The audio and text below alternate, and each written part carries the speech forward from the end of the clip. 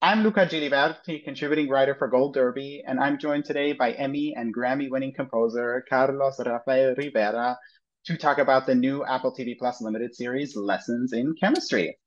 And Carlos, to start Hello. things off, hello. hmm When you first read the book that this show was based on, or the scripts, I don't know in which order this happened, what was your first hmm impression in terms of the tone and the atmosphere of the text? And how would you say that tone or atmosphere then laid the foundation for how you approached the score for this series? So I got a phone call like in April, I think, of last year, Mhm. from my agent Bradley Rainey, who received an email from Louise Shore, who was an executive producer on the show, and they were interested in my scoring the story. And then they sent me like a synopsis, and of course I Mhm. realized there was a novel, and then I realized that Bonnie Garmus had written this best-selling novel. Even back then, it was like a huge hit. It'd been already pretty doing was doing well as, but Jesus, what a story that is, for Yeah. her own story. And then I read the story and I realized, man, this could be cool. And then I found out Brie Larson would be starring and also executive producing it. So it became obviously it's a no-brainer opportunity, and Mhm. I think they had some of the producers and the show runners were interested in the music I had done for the Queen's Gambit. So Mhm. I think the idea was kind of like, okay, we're going to follow along those lines. It didn't end up going that way. It ended up going slightly different, but I'll Okay. tell you a little bit more about that later. But the short of Mhm. it is, in adapting it, I noticed some of the changes. I felt some of the changes Mm. obviously are for storytelling improvement for the visual aspect of it, and narrative in television in limited series is so different from novels, obviously. Yeah. But I was Yeah. taken. The short is I was very much taken by the novel. I thought it was beautiful, and then the screenplays as they were coming in were beautiful to read too. So I got really really excited. Yeah, and I can imagine you already mentioned the Queen's Gambit. You worked with Scott Frank on that, obviously. And I read that you Yeah. actually created these so-called script movies. So, where with help of the script, you would already start creating these compositions before there was any footage, Yes. before anything had been shot. Was that something that you did for Lessons in Chemistry as well, or was your approach for this just completely different? No, there was a No. timeline that was just horrifically tight. And it was just not the same scenario where we had Hmm. so much time before. I mean, I started Ah. sketching ideas, but nothing really came, nothing that I would send to the showrunners. And as a matter of fact, when Lee Eisenberg came on, he was Hmm. still writing the last episodes as they Right. were already shooting episode one and two.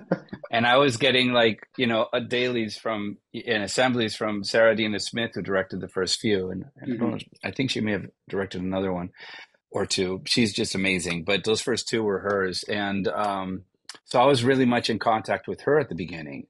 Right. And what was interesting about the process was like, I started writing something that had classical guitar in it. I had gotten an assembly of a scene where Elizabeth Zott's sneaking around in the lab trying to get something and doing Hmm. chemistry was a much longer scene of her doing chemistry, just doing experiments. And I rem I started writing this music and I sent it in and Sarah was like, I don't think so, man. This is too conventional. Why don't we try something more, what if a biogenesis was put into music? And I was like, huh. And Wow. then she started sending me stuff like Aphex Twin, Boards of Canada, and completely out there music. And what I really think happened is that we went the other direction and started laying that onto picture. And as that Mm. we also realized wasn't working as well, we found this nice middle, where piano actually instead of the classical guitar Mm. came in. And Hmm. then we had some colors, some synth colors that, and also I started using vibraphone also because of the time it's set in.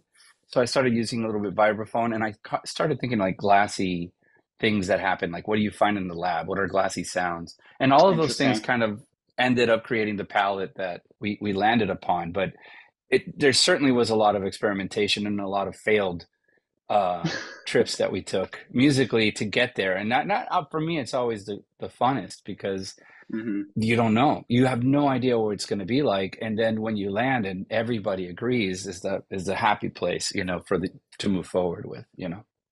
Absolutely. And, speaking of it being kind of daunting or a challenge, I mean, if you think about the opening scene alone, it's this flash forward where we see Elizabeth driving to the studio where they shoot Supper at Six. We see everyone getting ready for the taping of this episode. And then in Yeah. the accompanying track, you have this sort of the full orchestra at play. It's exuberant, it's energetic, and it's uplifting. But at the same time, there are these subtle hints of like struggle, of loss, of a sense of Yes. sadness. So without spoiling, how much was that opening track sort of an encapsulation of the emotional journey that Elizabeth goes on over the course of this series? I think there's a lot of it's kind of an interesting thing that there is this music that's ascending and then there's Yeah. music that's coming down at the same time. And so Hmm. that's sort of like dichotomy in a way kind of creates a bit of a rub that you're not very quite aware of it because it's so effervescent, it's like Yes. moving and propelling. It's the intro to the scene, so you have to kind of make sure it's moving. And but a lot of that music ends up appearing later as her and Calvin are kind of going for the Remsen, when they're getting Exactly. ready to prepare for the Remsen. There is this same music, but it just feels differently. It feels more like, is this going to happen? Is it going to work? There is something about loss that kind of pervades a lot of this show and the story, Hmm. and at the same time, it's how people through loss find their own place and find their family and find their own way. And I thought the hardest part of the tone to nail was that, Yeah. musically, to be able to convey that without being overt or sappy about it. Yeah, absolutely. And before you also mentioned sort of the role that the piano played, and I'd be sort of interested in the different roles of I don't know how many strings were in here, but I thought I had heard some, but sort of the differences between the strings and the piano when it came to creating Elizabeth's world, because what I noticed is that when Elizabeth was really in her element, no pun intended, so in the lab or when she was cooking, that there were sort of more strings that were dominating, and then in the moments in which Yeah, her vulnerability would kind of like bubble up to the surface, that's when the yeah. piano would start coming into play. So, how would you say that the score kind of helps bring Elizabeth's inner world to life? I think there's sort of a it's an interesting thing you say that, and I'm grateful to Apple that they support us because we wanted to add real strings to the music, and I remember Mm, writing to Lee going, we really need an orchestra for this. The story is requiring it, and I at some point I got a text from Lee saying, "The man wants some strings. Give the man some strings." That was the best text I'd gotten in a long time. And then we were able to add that. And I'm glad you're even yeah. bringing that up because Mm, that shows that, I do think that the profundity of the character and some of the moments in the story require that depth that an orchestra, a live orchestra will bring. Um, and I felt that the combination of piano is such an intimate instrument with yes. the large orchestra and moments kind of help convey, from the sometimes it's like one person on the screen which would feel intimate, but what's going on in their inner country is another thing, and you have to describe that musically as opposed to just them with piano sometimes. And it's been the same case in sometimes with Elizabeth Zott where she's alone Hmm. in the scene where piano's enough, and sometimes she's alone in the scene and you need everything because Yeah. everything's happening, and that's the job you try to do. Yeah. And what I also especially loved is that especially when the strings were kind of in play, you could sort of feel like this ambition that was there because obviously Elizabeth is such a goal-oriented career woman. And Yeah. I sort of liked how that sort of accentuated that. And then when she was alone at home, how the piano would sort of guide us into her inner world because she's still very restrained. So I thought Yes. that was a very helpful tool to sort of get us into her mind. Thank you. That's Yeah, very of kind. course. Yeah, and then Elizabeth is also what's really interesting about her is that she's a perfectionist. She's someone who finds comfort in consistency, in guaranteed scientific results. But as we see on the show, life has something completely different for her in store, which we see as soon as she falls in love with Calvin. Because Right. love is not something she can control. It's unpredictable, it's scary, but at the same time, it's wonderful. So, was Yeah. there an intention of sort of conveying that conflict when scoring the scenes between Elizabeth and Calvin that we see in these first two episodes? I actually felt like it's a good way to put it, and I think it more applies as far as the music I wrote for Elizabeth. What ends up being like the main title that you hear like on the eighth episode Hmm. um, is sort of like I wrote a melody that kind of goes in different unexpected directions for the character because her life takes these unexpected turns, and Yes. yet you kind of hopefully want to keep going with it, and the size of that grows as her life kind of does develops as well, and we follow. But for Calvin and Elizabeth, I always wanted to find something that was like my interpretation was like Calvin brought out the humanity Hmm. that we can't see in Elizabeth if we were to just meet her. She's not Yes. someone that you meet and want to hang out with necessarily, right? I mean, her Hmm. personality is like very much like, and Yeah, there's plenty of reasons why. We find out as we go in the story as to why she's the way she is. exactly. But Yeah. but Calvin in his own nerdy way too, they have this love for science in common and they find that each other truly they really find each other. We also come to find that out later that Calvin was Hmm. also looking for that, Yes.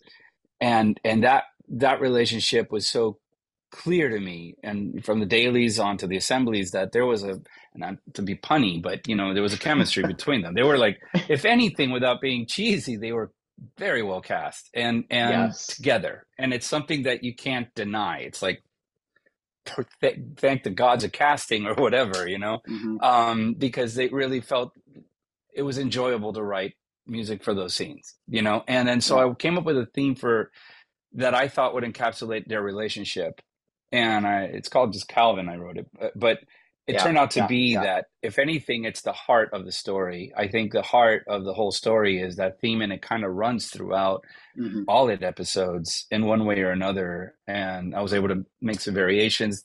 And thank God the cues got accepted. Ultimately, you're serving the vision of the showrunners, and they were really helpful. They were really good with their notes. They actually That's gave me great. notes that were fun to write to, and so I was really grateful for that.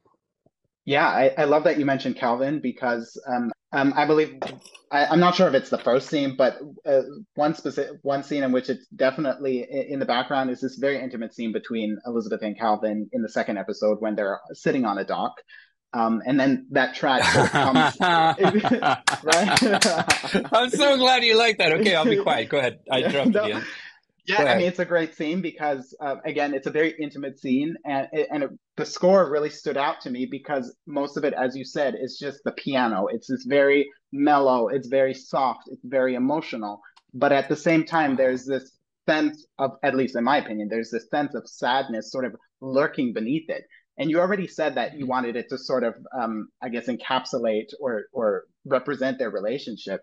And we know what happens to Calvin at the end of the second episode. So, was there any intention to also foreshadow tragedy, to foreshadow the sense of loss that then becomes such a central element, no pun intended again, of the Yeah. show's score going forward? Or how did you sort of come up with that composition?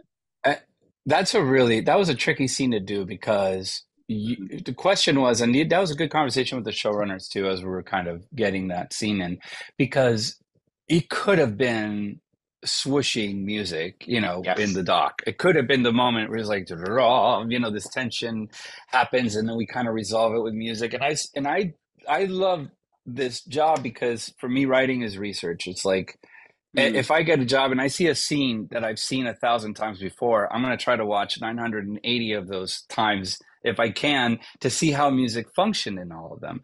Yeah. And what ended up uh, coming out as a result was finding that just the piano, just playing simply in that moment, felt like what we needed. We're seeing it all.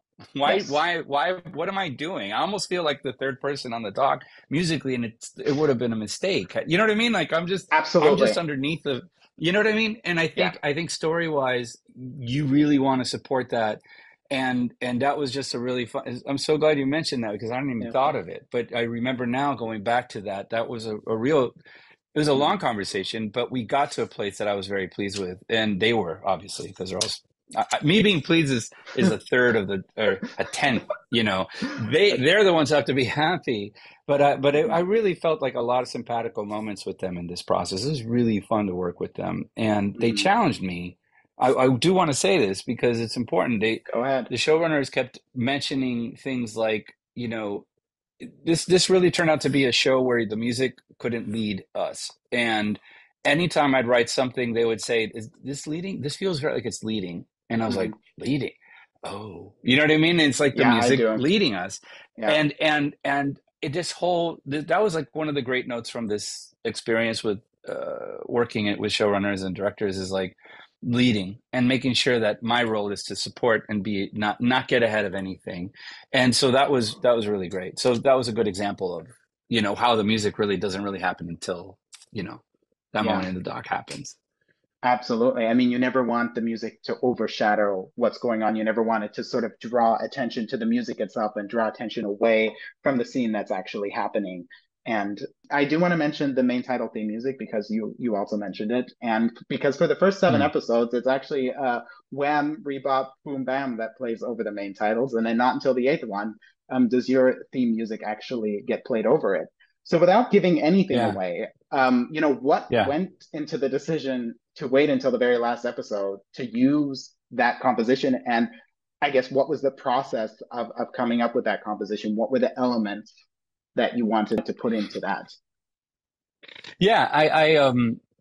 I would say that I had no say as to this happening at all. Like Okay. the main title, I've happened, and to bring back the question that you'd mentioned about the Queen's Gambit, at some point, Mm, Scott said, "Let's just write a different main title."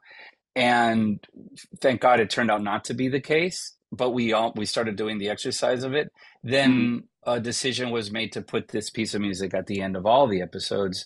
And in this case, I remember thinking that it may be a main title, but I was not thinking. I almost want to even tell you the answer again because this is important to me. yeah, Uh, go ahead. there is no say about like I never feel like I'm writing a main title to make sure there's a main title. You get Mm, lucky if they say, "Yeah, we're going to keep this." In the process okay. of writing, you're always writing the music, trying to write the best thing that encapsulates whatever they want. The fact that it ended up on episode 8 is kind of a miracle to me, if that makes any sense. Like It, I thought it was going interesting. to be bam, rebap, and I really loved the tune. It was just such a unique, spicy, put us in our place in the story. We know what time we're in. Hmm. It carries so much weight that having a main title at all like appear, I'm kind of used to not knowing if it's going to happen. I guess that's the best answer. So Mm, them making a decision, it just organically worked from where we were in the scene leading into it. Because I had written it, to the visuals, but they hmm. had the other song going on.